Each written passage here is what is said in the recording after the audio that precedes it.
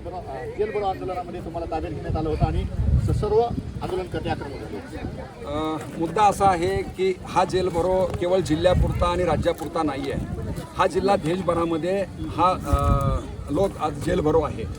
या जेल भरोचं मुख्य कारण आहे की या ठिकाणच्या केंद्र सरकारने ज्या पद्धतीची धोरणं ही मागच्या सरकार सत्तेमध्ये आल्यापासून 2014 पासून राबवलेली आहेत, ती विशेषतः जो मोठ्या घटकामध्ये असणारा शेतकऱ्यांसोबतच शेतीवर अवलंबून असणारा अल्पभूधारक शेतमजूर असेल आणि याच शेतकऱ्यांची मुलं मुली जे वेगवेगळ्या योजना कामामध्ये काम करतायत, उदाहरणार्थ ग्रामीण भागामध्ये कोविडमध्ये ज्यांनी अत्यंत सुविधा पुरवली अशा आशाताई वर्कर्स असतील, ज्या रोज आपल्या लहान मुलांना शालेय खाऊ घालतात, असे शालेय पोषणाचे कामगार असतील, या सगळ्याच योजना ज्या आहेत, एकूण शेतकऱ्यांच्या संदर्भातल्या योजना, कामगारांच्या संदर्भातल्या योजना, ऊसतोड मजुरांच्या संदर्भातल्या योजना, महात्मा गांधी रोजगार हमीसारखी योजना, या सगळ्या योजना या सरकारने पूर्णपणे बंद पाडण्याचं नियोजन केलेलं आहे। आणि म्हणून याच्या विरोधामध्ये आज एकजुटीनं शेतकरी, शेतमजूर आणि कामगार देशभरामध्ये या लाल बावट्याच्या झेंड्याखाली एकत्र झाला आहे आणि त्याला विद्यार्थी, युवक आणि महिला संघटनांनी मोठ्या प्रमाणात पाठिंबा दिलेला आहे।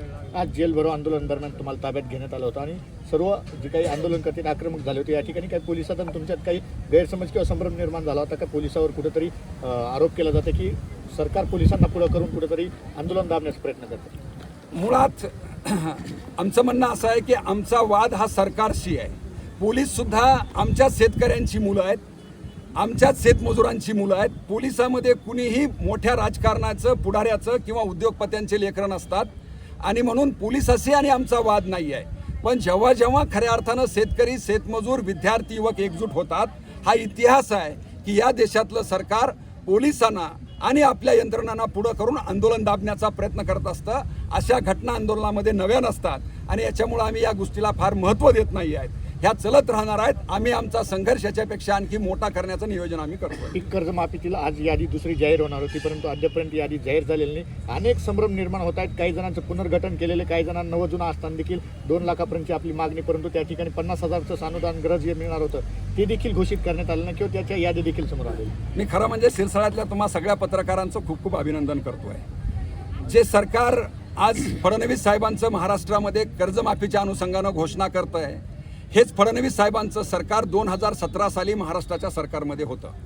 मी संबंध याच्यासाठी सांगतोय की ह्या सरकारचे दाखवायचे दात वेगळे आणि खायचे दात वेगळे आहे। करणी आणि कथनीमध्ये जमीन आसमानचा फरक या फडणवीस सरकारमध्ये आहे, जो मी उदाहरणासह आपल्यासमोर आपल्या माध्यमातून या शेतकऱ्यांना लक्षात आणू इच्छितोय।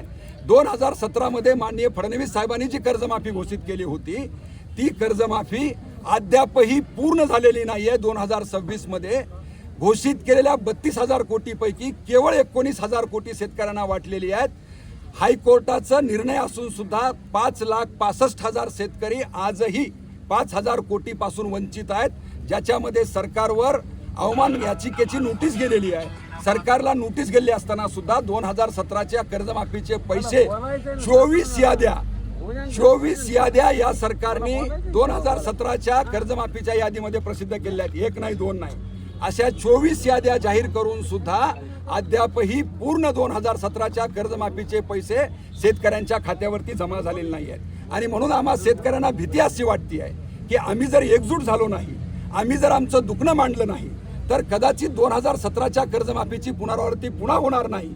ही भीती बघून महाराष्ट्रातला शेतकरी या कर्जमाफीमध्ये किमान 2 लाखाची जी घोषणा केलेली आहे, ती तुम्ही जे नियमित कर्ज भरणारे शेतकरी आहेत, जे पुनर्गठन चुकीच्या पद्धतीनं शेतकऱ्यांचं करून घेतलेलं आहे, त्याही शेतकऱ्यांना तुम्ही या कर्जमाफीचा फायदा आणि 2 लाखाचं सानुग्रह अनुदान द्या, या मागण्याला घेऊन आज महाराष्ट्रामध्ये लाखो शेतकरी जेल भरोमध्ये सहभागी आहेत। ज्यावेळेस आता आधार प्रमाणित